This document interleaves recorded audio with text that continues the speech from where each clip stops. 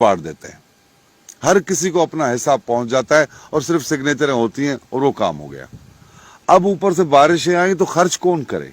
अब डीसी ने कहा कि पैसे तो आपने खा लिए, मुझसे सिग्नेचर लिए आपने कि ये काम करा लिया मैंने, पैसे तो वो खा गए। अब पैसे खा गए, काम कौन कराए? तो इन्होंने सारा कुछ अपना मुल्ला भी छोड़ दिए मार्केट में, उनके जरिए वाइज कराए लोगों को जतलाया गया लोगों को कि खुदा का अजाब है, तौबा करो, ये करो। हुक्मरान भी सहम लेंगे, निसार खोड़ो भी ये कह रहा है, सिराज दुरानी भी ये कह रहा है। यार ये गरीब, अब आप सारे सिंध में घूमो, लोगों से पूछो कि जनाब ये बारिश है, तो लोग बोले बस अल्लाह का नाराजगी है। यानी हमें इतना बावर कराया है, बाबा अल्लाह की नाराजगी क्या है? इन गरीबों हाथ खालियों पे अल्लाह क्यों नाराज होगा? इन्होंने क्या किया है? नाराज हो खुदा तो जो सुबह को ऐवान में बैठते हैं, शाम को दो दो लड़कियां साइड में रखते हैं, स्कॉच पीते हैं, गुनाह करते हैं, सिंध को लूटते हैं, उन पे किसी का घर नहीं डूबा, किसी एमपी एमएनए का घर नहीं डूबा, किसी चेयरमैन का घर नहीं डूबा। ये शाहनवाज सोलंकी का घर डूब गया, इस पे अल्लाह नाराज है। सोलंकियों ने अल्लाह का क्या कसूर किया है? कसूर किया तो हुक्मरान ने किया, खुदा पकड़े तो उनको पकड़े। तो ये मुल्लाओं समेत हुक्मरान जो है ना, एक प्रोपेगेंडा करते हैं लोगों तक कि तौबा करो। यानी लोगों का जहन ये तस्लीम कर ले कि रियासत की कोई गलती नहीं, हुक्मरान की कोई गलती नहीं, सियासतदान की कोई गलती नहीं, हम गरीबों की गलती है। मैं कोशिश कर रहा हूं, लोगों को बता रहा हूं कि ये खुदा का अजाब नहीं। बारिशें 150 से ज्यादा मुल्कों में हुई हैं। खुदा का अजाब हो तो इसराइल पे हो, नहीं हो रहा। खुदा का अजाब हो तो यूरोप पे हो, नहीं हो रहा। खुदा का अजाब हो तो काफरों पे हो, नहीं हो रहा। खुदा का अजाब उस सिंध पर बताया जा रहा है जो सिंध पूरे पाकिस्तान को पालता है, जो सिंध इन थर्ड क्लास के हराम खोरों को वोट देता है, जो सिंधी लोग। अब इन गरीबों पे खुदा का अजाब है। मैं नहीं मानता। सिंध की हालत बहुत खराब है। सिंध को 15 से 20 साल पीछे धकेल दिया गया है। मुआशी सूरत हाल तबाह हो चुकी है। आने वाले दिनों में और तबाही आनी है, बहुत ज्यादा तबाही आनी है, महंगाई होनी है, हर चीज तबाह होनी है। इन लोगों ने एक काम किया है जो मैं यकीन से कहता हूँ तारीख इनको लानतें भेजेगी। आज हम हैं, कल नहीं होंगे, लेकिन याद रखना, क्योंकि इन लोगों ने सिंधी कौम को भिखारी बना दिया है। और भिखारी, पूरा कुरान स्टडी करो, ना खुदा को पसंद है ना रसूल को पसंद है। इन लोगों ने भिखारी बना दिया। इनकम सपोर्ट के 15-20 हजार रुपये लगा के औरतों को एटीएम कार्ड मशीन के सामने खड़ा कर दिया है, लोगों को रोडों पर बिठा दिया है, 1200 के कट्टे के पीछे सब चमन लगे फिरते हैं। तो इन लोगों ने ये किया, इन थर्ड क्लास लोगों ने, नॉनसेंस लोगों ने, इडियट लोगों ने। और मैं इन्होंने वोट लेते हैं और हम जैसे सादा दिल लोगों से, अनपढ़ लोगों से चावल की प्लेट पे और एटीएम कार्ड पे वोट ले रहे हैं और एक नॉनसेंस लोग हुक्मरानी कर रहे हैं। अच्छा, इस हवाले से भी जैसे कितने अरसे से पीपल्स पार्टी की हुकूमत है सिंध पे, तो ये सलाह आते ही रहते हैं। उस हवाले से और दीगर मसाइल भी लोगों के दरपेश हैं। लोग क्यों नहीं अपना फैसला खुद कर पा रहे? खास कर मेरा इशारा वोट की जानिब है। देखिए, मैं इसको पीछे ले जाऊंगा, मैं 71 तक ले जाऊंगा इसको। 71 से रियासत की पॉलिसी थी कि जब बांग्लादेश के जायलों ने, काली टांगों वालों ने इनसे आजादी ले ली, तो रियासत के पास आर्मी थी, जहाज थे, फौज थी, सब थी, लेकिन वो हाथी दरांतियों वाले लोग, इन लोगों की सारी स्ट्रेटेजी उन्होंने फेल कर ली।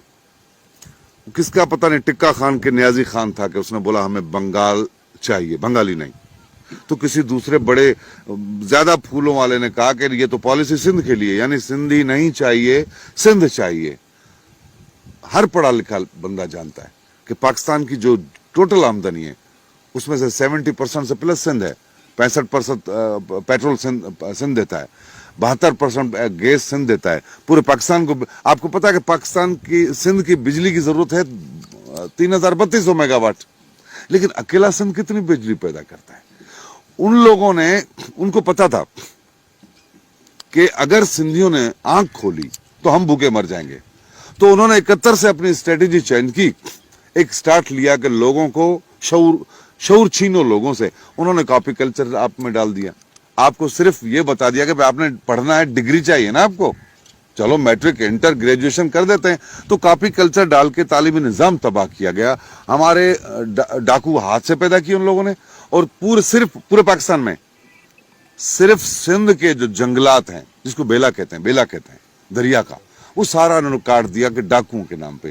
اسے اس کے بعد پورے سندھ میں دمے کا مرض پھیلا ہے, سما کا, کیونکہ وہ درخت اپنا آپ کو آکسیجن دیتے تھے. شہد جو آپ کے مفت میں گفٹ کی جاتی, اب 5,000 میں بوتل ہو گئی ہے.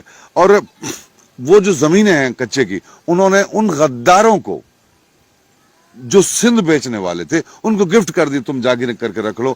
یعنی اب ڈاکو پیدا کیے تاکہ اوتانگے ختم ہو جائیں, جاہل ٹیچر بھرتی کیے تاکہ ایجوکیشن ختم ہو جائے. یعنی آپ سے شعور چلا جائے. ہمارے 2 درسگاہ ہیں, ایک اسکول اور دوسری جو مفت کی درسگاہ ہے وہ ہے اوتاق, جہاں بچے اخلاق سیکھتے ہیں, بڑے اچھی باتیں کرتے ہیں, چھوٹے سنتے ہیں. ڈاکو پیدا کر کے اوتاقیں ختم کی گئی, جاہل ٹیچر, نانسن گدھے ٹیچر پیدا کر کے گدھوں کی فوج تیار کی گئی. آپ کے پاس جو ابھی بیوروکریٹ ہے وہ نان سینس ہے, چوتیاں ہیں. آپ ان سے بات کرو, ان کو تمیز نہیں ہے بات کرنے کی. وہ آپ سانگاڑ کے 2 دن ڈی سی چلتے ہیں, ان کو پتہ نہیں. نواب شاہ کا ڈی سی, سارے نان سینس ہیں. تو وہ نان سینس فوج کر کے آپ سے شعور لیا گیا, بھرتی کر کے, مطلب استادوں کو سب کو بھرتی کر کے آپ سے شعور لے لیا گیا. اب آپ کے پاس شعور کیا ہے؟ کٹے کا, راشن کا, جیب کا, پیٹ کا. خود غرض لوگوں کی ایک فوج پیدا کی گئی. اجتماعیت پسندی ختم. سندھ کیا, لوگوں نے اپنے گھر کو دنیا سمجھ لیا. وہ سندھ کو اون ہی نہیں کر رہے. جب اون نہیں کر رہے, اب وہ ڈگری یافتہ جائل وڈیرے کے پیچھے بھاگتے ہیں کہ ٹیچر کی نوکری چاہیے, سپاہی کی نوکری چاہیے. انہوں نے نانسنس پیدا کرنے تھے, ان جائل وڈیروں کے پیچھے, شرابی, عیاش, زانیوں کے پیچھے قوم کو لگا دیا انہوں نے. اب لوگوں کے پاس اجتماعی شعور نہیں رہا.